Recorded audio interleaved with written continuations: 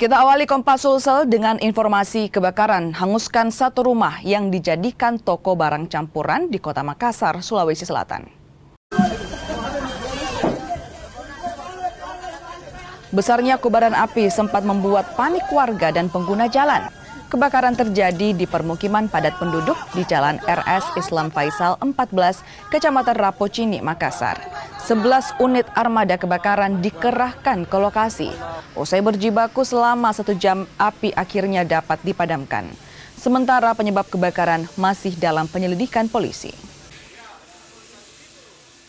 Kita luncurkan dari Makodamkar 11 unit armada dengan kekuatan personil 3 regu. Terbakar ada berapa Pak? Jadi untuk objek yang terbakar itu satu objek toko barang campuran. Toko barang campuran objek Pak ya? Iya. Itu api Pak, bagaimana diduga berasal dari mana? Itu api besar di dalam karena ada tabung gas ya di dalam. Akhirnya bocor mengakibatkan api makin membesar. Kalau penyebabnya Pak? Untuk penyebab belum kami ketahui, nanti pihak kepolisiannya yang jelaskan itu.